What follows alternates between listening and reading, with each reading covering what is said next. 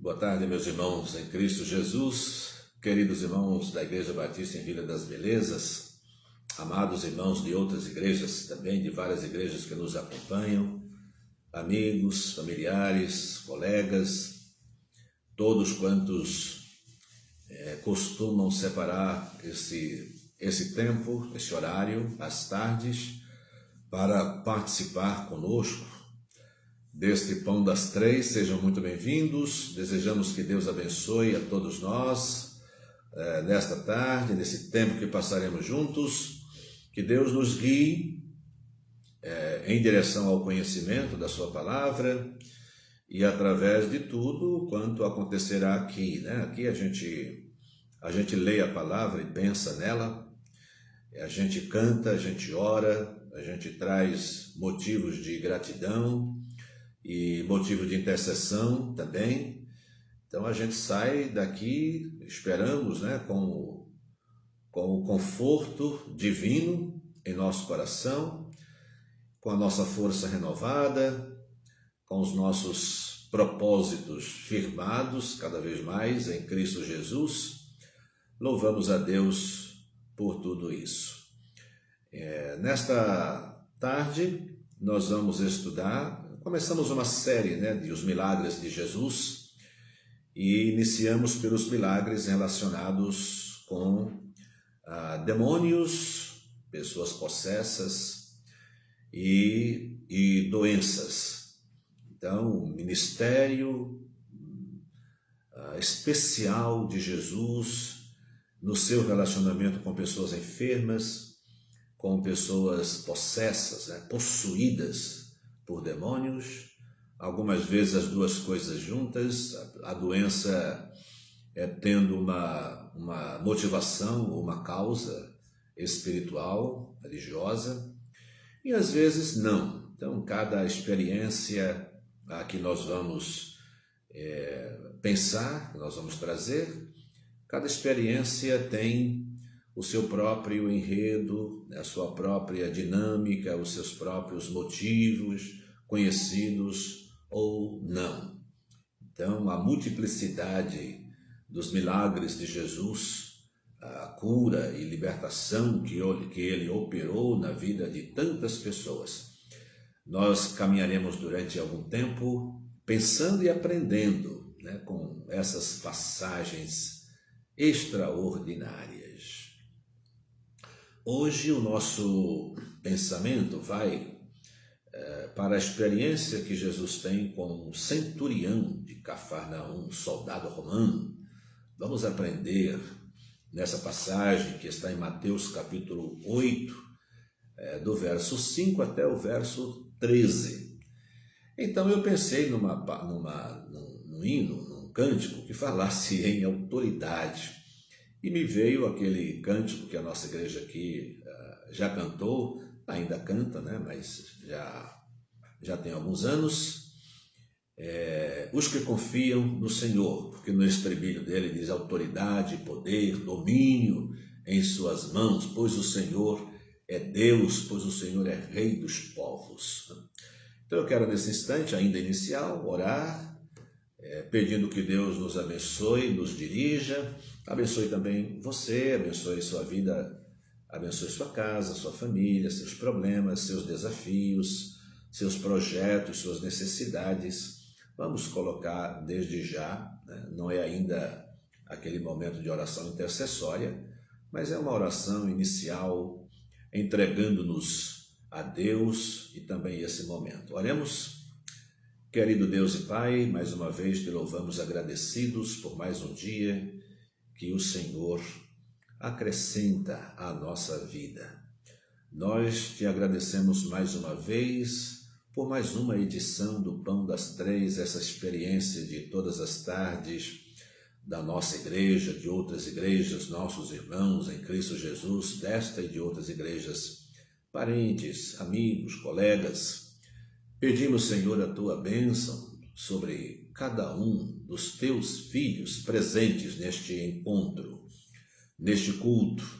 Oramos pedindo que o teu Santo Espírito nos conduza dirigindo o estudo da Tua Palavra, conduzindo-nos ao aprendizado, ao crescimento, ao fortalecimento da fé. Recebe, Senhor Deus, o louvor que nós Te oferecemos, nós Te prestamos, um culto que vai com o desejo sincero do nosso coração de Te adorar, Senhor. Recebe, pois, como uma expressão também da nossa fé, da nossa confiança no Senhor. Abençoa a todos, nós Te pedimos, em nome de Jesus. Amém. Os que confiam no Senhor são como os montes de Sião, que não se abalam, mas permanecem para sempre.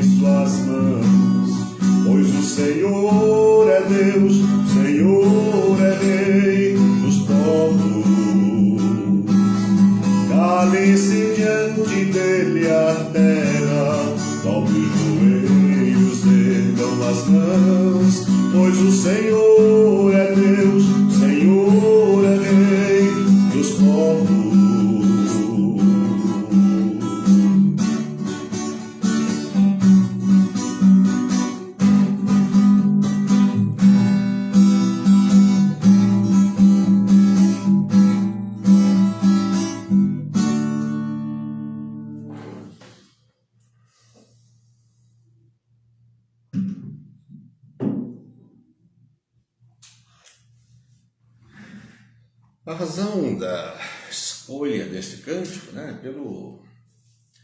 por algumas expressões que esse cântico trabalha: autoridade, poder, domínio em suas mãos. Cale-se diante dele todos os povos, toda a terra. O que nos leva ao nosso texto de hoje, Mateus capítulo 8, a partir do verso 5, nós demos a nossa consideração de hoje, nós demos o tema lições de um soldado. O que é que podemos aprender com um soldado? Muita gente, na verdade, quer distanciamento de soldado, de policial. Mas vamos ver. É um texto bíblico, é a palavra de Deus, portanto, faz parte dos registros da revelação, daquilo que Deus selecionou, escolheu, resolveu, decidiu tratar como revelação sua, com propósitos muito bem definidos, de nos orientar, de tornar-nos sábios, seguidores de Cristo Jesus. Bem, na Bíblia o título é O Centurião de Cafarnaum, mas esses títulos são títulos didáticos, né, que indicam o teor, né, que vem. Não são exatamente parte, né, essencial da Bíblia, tanto que de uma Bíblia para outra, de uma versão para outra, é possível a gente ter algumas diferenças, né, algumas diferenças. Então vamos lá. Vou baixar o volume aí, porque não, daqui a pouco pode ser que faça algum barulho. Mateus capítulo 8, de 5 a 13, nós lemos assim: Tendo Jesus entrado em Cafarnaum, chegou-se a ele um centurião que lhe rogava, dizendo: Senhor, o meu criado jaz em casa paralítico e horrivelmente atormentado. Respondeu-lhe Jesus: Eu irei e o curarei. O centurião, porém, replicou-lhe: Senhor, não sou digno de que entres debaixo do meu telhado, mas somente dize uma palavra, e o meu criado há de sarar. Pois também eu sou homem sujeito à autoridade, e tenho soldados às minhas ordens, e digo a este: vai, e ele vai. E a outro: vem, e ele vem. E ao meu servo: faze isto, e ele o faz. Jesus, ouvindo isso, admirou-se e disse aos que o seguiam: Em verdade vos digo que a ninguém encontrei em Israel com tamanha fé. Também vos digo que muitos virão do Oriente e do Ocidente e reclinar-se-ão à mesa de Abraão, Isaque e Jacó no reino dos céus. Mas os filhos do reino serão lançados nas trevas exteriores. Ali haverá choro e ranger de dentes. Então disse Jesus ao centurião: Vai-te e te seja feito assim como creste. E naquela mesma hora o seu criado sarou. É interessante começar a pensar nesse texto. Pelo menos no meu caso, é impossível não pensar um pouquinho antes e pensar com alegria, pela admiração que tenho, a vida, ao sistema militar.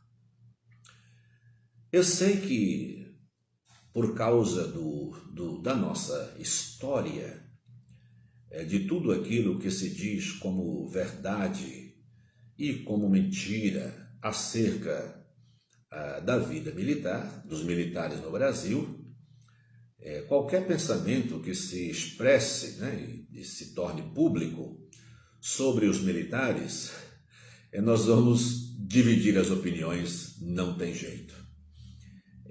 Mas, pessoalmente, tenho uma admiração muito grande e respeito pela vida militar. E aí vem os policiais, vem bombeiros, vem o exército, vem a marinha, vem a aeronáutica, tudo mais, polícia civil e polícia militar. Então eu tenho muita admiração, né, pela estrutura e pelas bases da vida militar. Os militares, né, a vida militar, a estrutura militar, falando de modo geral, ela é uma organização independente que se apoia, se estrutura em cima de dois princípios extraordinários: a autoridade ou hierarquia e disciplina. Hierarquia e disciplina. Hierarquia e disciplina. Aprecio muito a disciplina, nas suas mais variadas formas de se entender também. Aprecio muito uma pessoa disciplinada e aprecio a disciplina como um regime, como uma forma de viver e de se relacionar. Por isso há o chamado regime militar.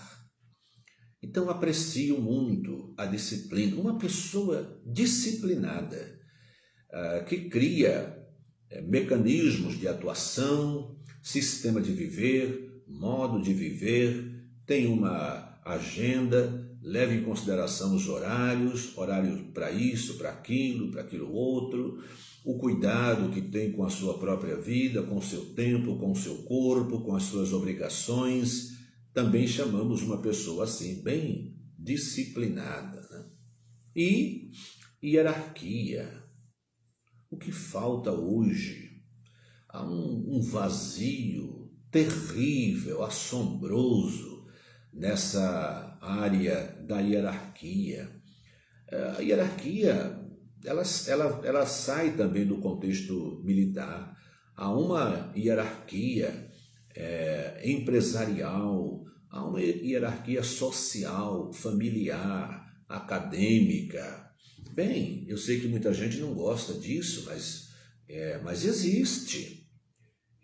Existe uma hierarquia na casa, no lar, em que, estruturado biblicamente, e às vezes nem biblicamente, ou às vezes é biblicamente, mas por uma pessoa que nem conhece a Bíblia, né? Há uma estrutura familiar bíblica. Deus criou a família, estruturou a família, colocando um homem, uma mulher e os seus filhos, né? E daí o desenvolvimento que vai longe, né? Depois avô, depois bisavô, e a família cresce, mas permanece essa estrutura hierárquica da liderança, em que se deve obediência. Quem hoje ama a disciplina, a obediência? O mundo trabalhou de tal maneira que as gerações de hoje, e as que estão vindo são piores ainda, é que não há o menor respeito à hierarquia, nem em casa, na família, nem na escola, nem na igreja, nem no trabalho. Quem não aprende o que é hierarquia e a obediência em casa, não vai conseguir trabalhar. Se não aceita que o pai oriente, que o pai interfira na sua vida e diga não, não para ser não mesmo, e diga sim para ser sim mesmo, quem não aprende isso em casa vai ter muita dificuldade na escola, no trabalho, porque não vai querer chefe, não vai querer que ninguém mande, que ninguém diga a hora dele entrar e sair. É uma coisa terrível. E aí entra a vida militar, que preza a hierarquia. Então, a vida militar, o soldado, né? As lições de um soldado, e um soldado romano. Eu tinha que trazer isso aqui como introdução, e porque faz parte da lição que esse soldado nos dá. Vejam como este conceito bem sedimentado na vida, na alma, né, no ser desse soldado, faz com que ele tenha um pensamento espetacular quando ele ouve falar de Cristo Jesus. Então vejam, a cena que se desenvolve é a seguinte: Jesus entra em Cafarnaum, cidade incrédula e rebelde. É uma cidade que sofre um daqueles ais, né, de Jesus Cristo. E tu, Cafarnaum, né? Então olha só, Jesus tem palavras mais tarde muito severas para Cafarnaum, mas ali aconteceram algumas coisas também interessantes, né?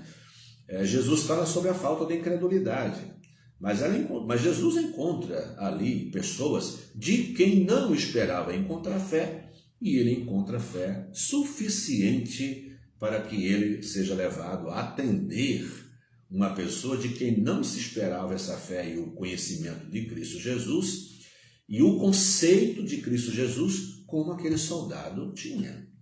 Então ele chega e ele é um soldado, mas não é um soldado qualquer, não é um soldado raso, né? Ele tem patente, é um centurião, então, no mínimo, é um comandante, né, que tem sob sua liderança uma divisão de 100 soldados, que também tem as suas divisões menores, e ele é um centurião.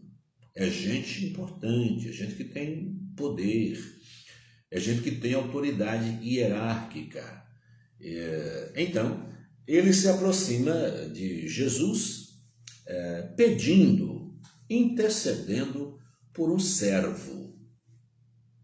Já de início, isso já seria suficiente para nós compreendermos. Olha aí, um militar, um soldado, uma pessoa importante que tem servos em casa e um servo está doente. E ele é uma pessoa que se compadece do servo, reconhece que o sofrimento do seu servo está além do que ele pode fazer.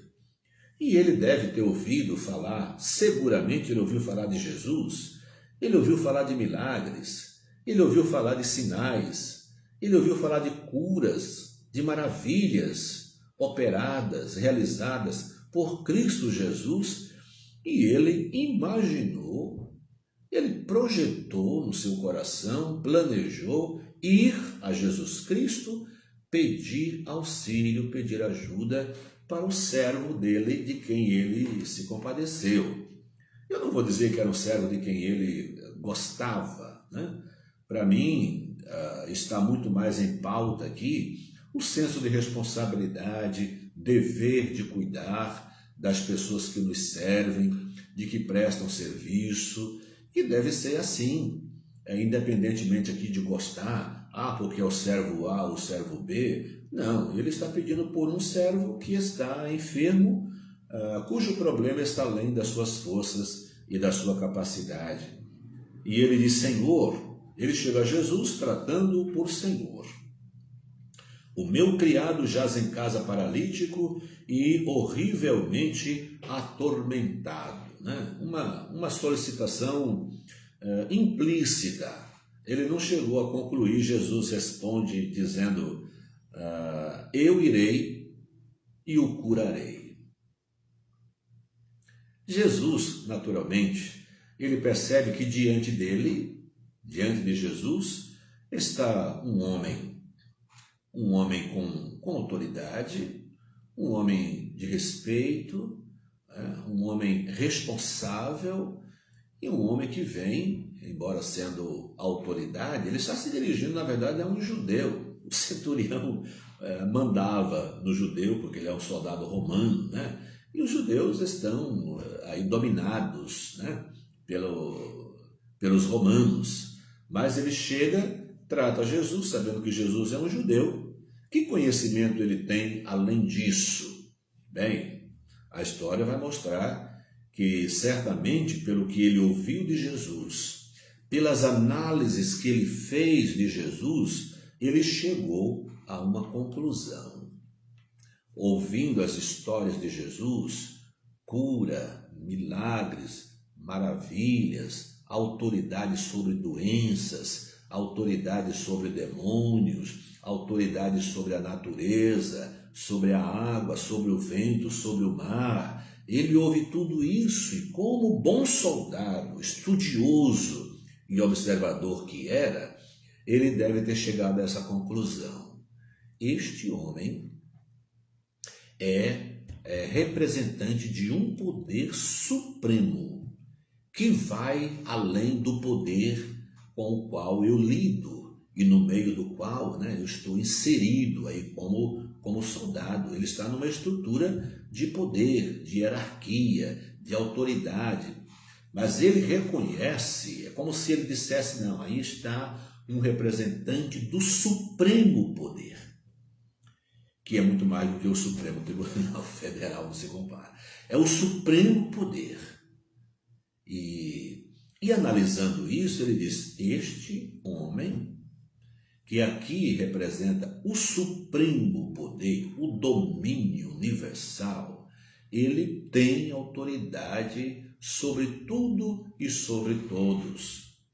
A autoridade, esse reconhecimento não está no pedido, mas está em sua réplica. Quando Jesus diz, eu irei e o curarei, o centurião, agora sim ele expressa uma conclusão de toda a análise que ele faz sobre a pessoa de Cristo, considerando os seus milagres e as maravilhas.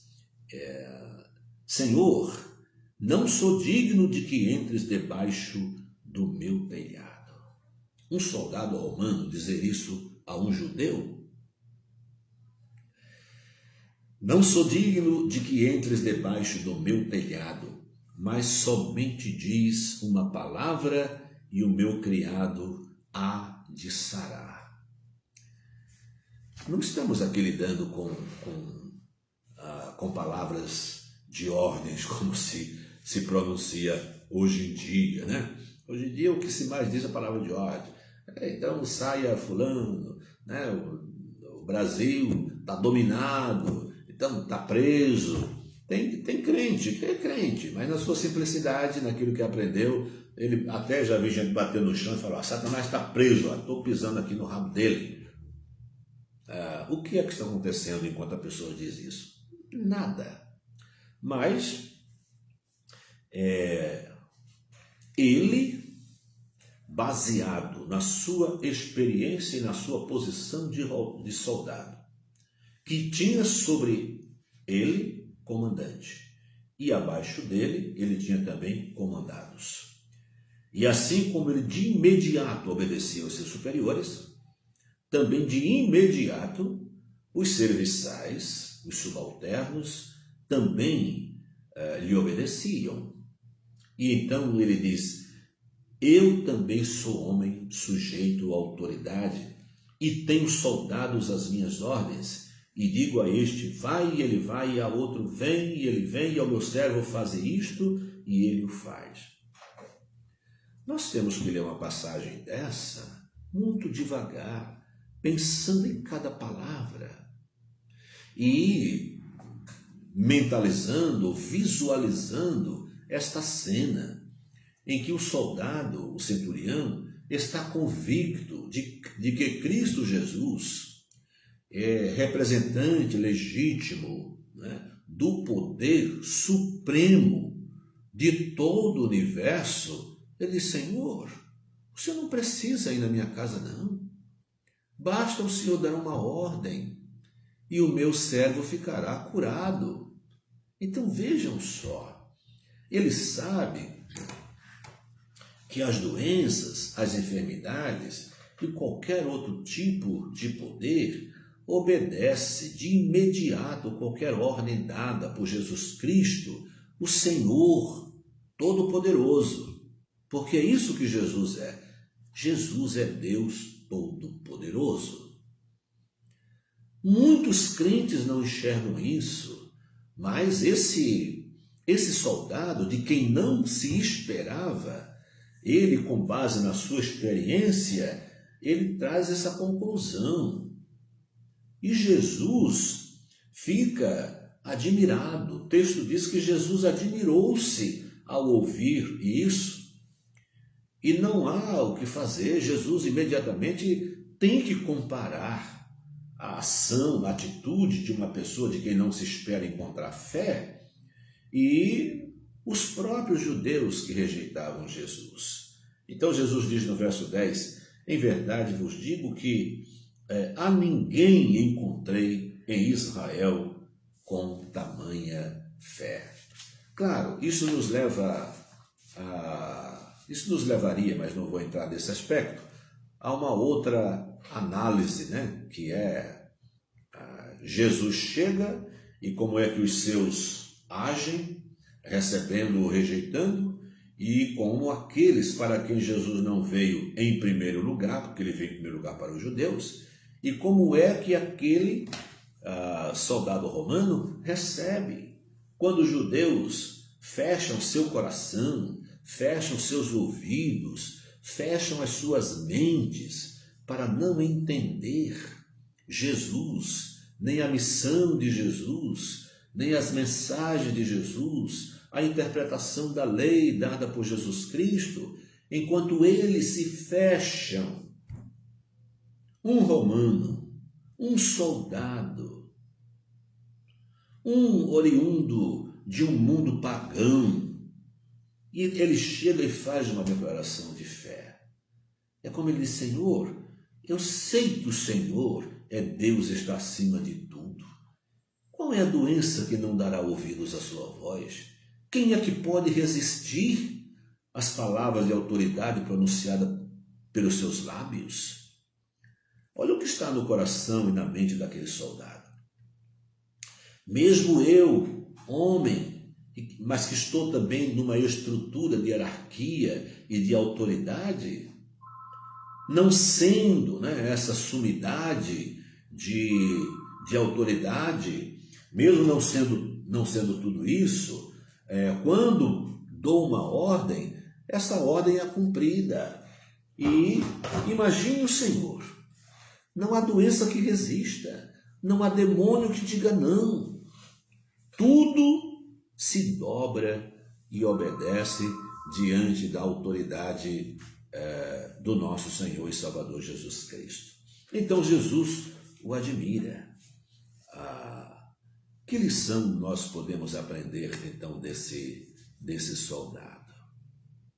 É interessante, já ouvi conversando com militares, porque conheço militares que não são crentes e militares crentes. E das duas partes, já ouvi, evangelizando um militar, por exemplo, já recebi a seguinte palavra: pastor, é que o senhor não conhece o universo, o mundo militar, a podridão em que a gente se envolve. É difícil ser crente dentro do universo militar. Bem, as tentações estão em todos os lugares, em todos os setores. Mas esse texto nos mostra, e também já tive ovelhas, militares e excelentes crentes, trabalhadores, evangelistas, servindo ao Senhor, dando testemunho. Já estive aí envolvido com os militares de Jesus, o soldado de Jesus, os militares, e a tantos de todas as categorias, desde o soldado e vai até o alto comando. Nós temos pessoas muito sérias, pessoas de fé, pessoas que confiam em Deus, lhe prestam culto e obediência. Então, a profissão, qualquer que seja ela, nunca será uma desculpa aceitável para que a pessoa não creia em Cristo Jesus. Muito pelo contrário. Em todas as profissões você pode encontrar um meio de ser um legítimo representante do Evangelho de Cristo Jesus, qualquer que seja a sua profissão. E talvez, se você analisá-la muito bem, você vai encontrar paralelos, identidade ou identificação entre a sua carreira, a sua profissão e a estrutura do reino do Evangelho de Cristo Jesus, o cristianismo. De modo que de lá, de Cafarnaum, vem esta lição extraordinária de confiança. Não é um tratado teológico, né, mas uma análise prática. Se dentro da estrutura humana de autoridade, de hierarquia e de disciplina, a gente consegue realizações e respostas imediatas à palavra de quem comanda, à ordem de quem comanda, esta é a análise do soldado. O que dizer daquele que tem em si todo o poder e autoridade sobre todas as coisas? É quase impossível não nos perguntarmos a nós mesmos se temos fé semelhante à fé de um soldado que até então ouvira falar sobre Jesus, mas não tinha a palavra, as escrituras, as leis, os profetas em suas mãos, mas de ouvir acerca daquele homem de Nazaré que andava modificando a vida das pessoas para o bem, praticando o bem, curando, repreendendo o mal e o mal fugindo da presença dele. Ele dizia: este homem tem autoridade. E há uma estrutura hierárquica, disciplinar, na qual este homem representa o supremo comando. Ele pode curar o meu servo. E o que foi que aconteceu? Diante dessa palavra do centurião, Jesus diz: vai, né, e seja feito segundo a tua fé. Esse é o versículo que encerra o texto, verso 13. Então disse Jesus ao centurião: vai-te, e te seja feito assim como creste. Para mim, isso é um reconhecimento, né, um atestado concedido por Cristo Jesus de que aquela fé, aquela declaração de fé desse soldado era uma fé legítima. A sua compreensão era boa, era uma fé verdadeira, porque a fé verdadeira é que opera milagres para a glória de Deus. E Jesus diz: vai e te seja feito assim como creste. E o que aconteceu? Diz o texto: naquela mesma hora o seu criado sarou. Bem, estamos estudando os milagres de Jesus Cristo. E vejam, meus queridos irmãos, como os milagres operados por Cristo Jesus têm uma relação bastante estreita, não depende essencialmente, né, da fé da outra pessoa. Jesus faz o que ele quiser, na hora que ele quiser, na vida de quem ele quiser. Mas tudo indica que as ações divinas, os propósitos divinos, indicam que Deus deseja contar com a fé no coração do homem.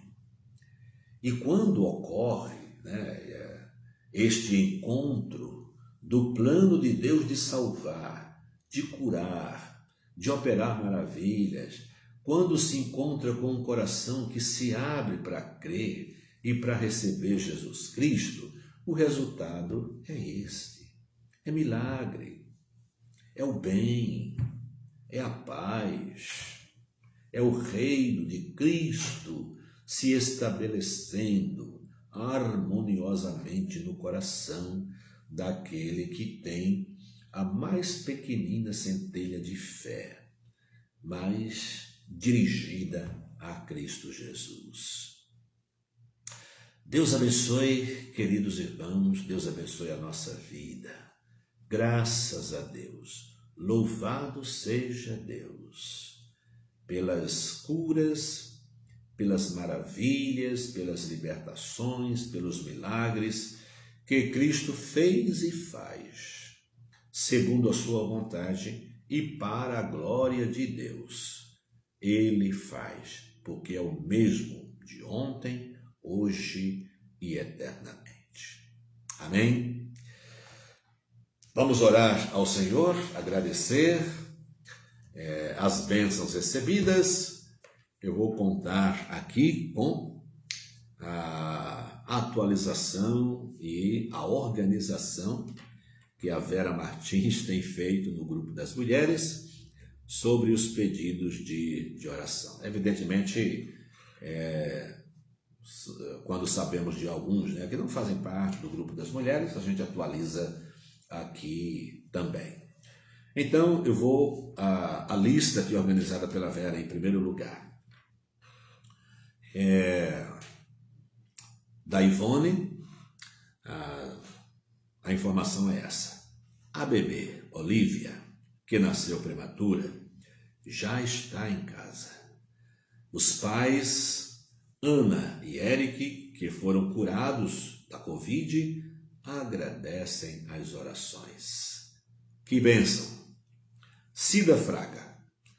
Cláudia, minha amiga, precisa melhorar da pneumonia para poder operar o intestino.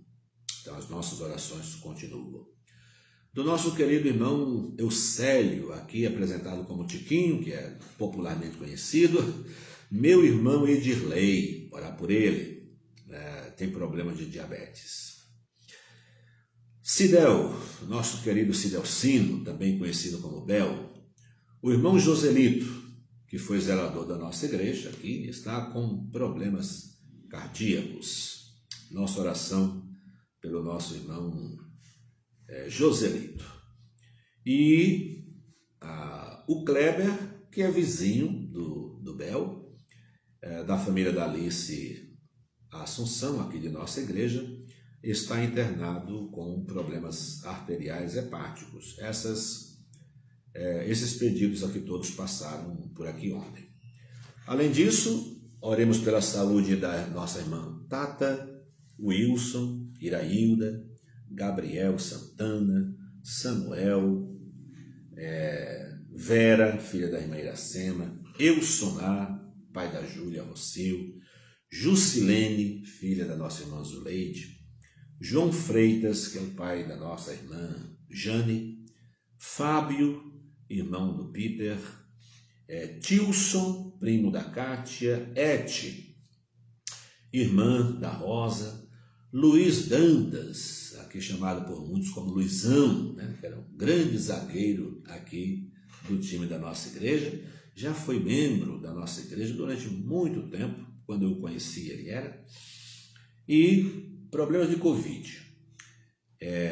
Dona Helena, 93 anos, tia da Ruth Lopes, está na UTI. Dona Helena, 66 anos, amiga da irmã Maria do Carmo. Deldina, orar também, e Edinalva. João Mário, conhecido do pastor Israel. Eu tenho uma atualização do doutor João Mário. Ele está bem, graças a Deus. Hoje recebi notícias de lá.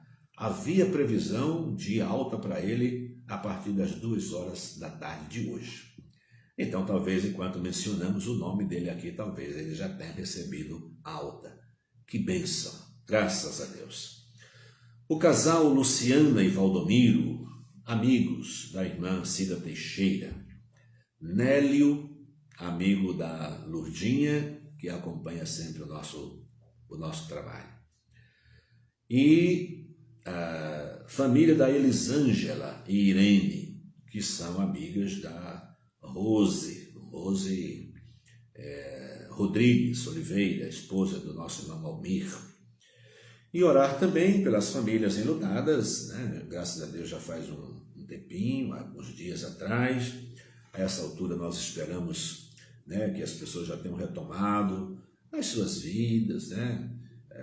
O sofrimento continua por muito tempo quando perdemos alguém da família, mas aos poucos a nossa vida vai se adaptando sem aquela pessoa que tanto amamos, graças a Deus por isso, e especialmente porque as pessoas, né, que faleceram, que nós mencionamos aqui, são pessoas que depositaram toda a sua vida e a sua fé em Cristo Jesus, então estão no descanso do nosso Deus. Louvado seja Deus por isso. Continuamos orando pelos profissionais da saúde, né? Informação vai, informação vem, e parece que em alguns momentos a vacina traz alguma esperança. Daqui a pouco os sinais do mundo inteiro indicam crescimento tanto da letalidade dessa doença, né, quanto o poder de contaminação, de contágio que ela tem. Só Deus, porque está nas mãos dele. E ele tem em suas mãos o querer e o efetuar. Só Deus sabe quando a nossa vida voltará ao normal, né? Para ver se esse chamado novo normal passa, né? Porque na verdade ele não nos faz bem. Mas se essas coisas estão debaixo da direção de Deus, tudo é para o bem daqueles que amam a Deus. Até a nossa reclusão, até o distanciamento social que nos traz tanto sofrimento. Mas se há algum propósito divino nisso, pode ter certeza, é para o nosso bem. Só Deus sabe, a nossa mente não compreende, mas é dessa forma que precisamos compreender. Agradecer pela vacina, agora pela ampliação dela, e por nosso país, que sofre tanto, porque todas essas necessidades de saúde e outras necessidades se transformam em brigas, em guerras políticas.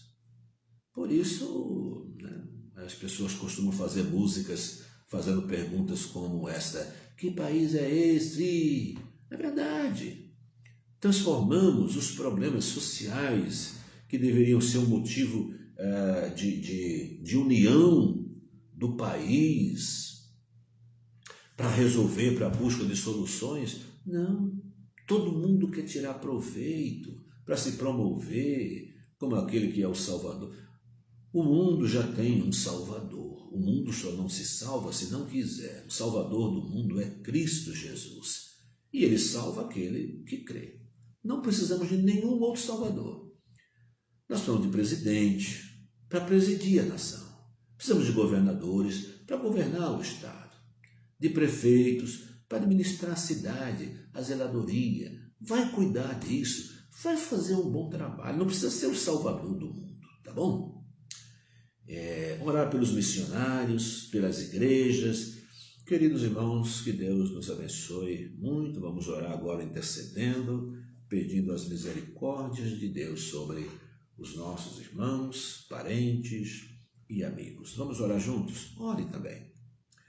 Deus bendito, nosso amado Pai, diante de Ti, Senhor, essa lista aqui tão grande e tantos mais que não fazem parte dela, mas nós nos lembramos, os irmãos também se lembram, tem no seu contato particular tantas pessoas que pedem oração, e nesse momento, Pai, nós queremos orar por esses nomes aqui mencionados, por esses grupos aqui mencionados, mas oramos também por aqueles todos em que estão na mente dos nossos irmãos que oram conosco agora, alguém da sua família, alguém do seu contato que está sofrendo, ameaçado, entubado, lutando para viver. Nós pedimos, Pai, Tu que tens poder sobre tudo e sobre todas as coisas. Diante da autoridade, os demônios, Satanás e seus anjos, as doenças, os vendavais, os males, todos deste mundo se inclinam diante da tua autoridade. Biblicamente nós sabemos, Pai, que o Senhor tem planos, e os planos do Senhor incluem momentos de vitória, momentos de alegria, mas inclui também momentos de perdas, para que o homem não se esqueça quem ele é, o tamanho, a insignificância dele, e que todo o poder está em tuas mãos, para que sejas temido e amado por nós, homens, míseros pecadores, imerecedores. Mas apesar de, o Senhor nos amou, o Senhor nos ama e o Senhor cuida de cada um de nós. Toma em tuas mãos, Pai, estas pessoas e esses grupos. Toma também as autoridades do mundo, que tem tanta influência, poder, riqueza e capacidade, tecnologia, ferramentas poderosas de pesquisa, de industrializar medicamentos, vacinas. Usa, Senhor, as autoridades, porque elas estão em tuas mãos. Abençoa algumas, repreende outras, Senhor, porque este mundo é teu, a vida é tua, este universo é teu, Senhor. Nós descansamos na tua direção, sabendo que o Senhor tem um propósito em tudo. Na diminuição da peste e no aumento dela, em tudo o Senhor tem um propósito. Bendito seja o teu santo nome, Pai. Nós oramos assim agradecidos, em nome de Jesus, o nosso amado Salvador. Amém. Queridos irmãos, chegamos ao fim de mais uma edição do nosso Pão das Três. Hoje, sexta-feira, são exatamente 15 horas, 3 horas e 52 minutos. Amanhã estaremos de volta. Amanhã teremos mais uma edição. Amanhã, sábado, teremos a edição do Pão das Três, aqui mesmo no Facebook, página da igreja. Pastor Márcio Sarraf de Almeida estará conosco, orando conosco, estudando a Bíblia conosco, cantando conosco. Então, aguardemos com expectativa o alimento que Deus tem reservado para nós amanhã. Enquanto isso, sejamos robustecidos com as lições de um soldado, o centurião romano. Tenham todos, queridos irmãos, uma boa tarde, fiquem com Deus e um grande abraço.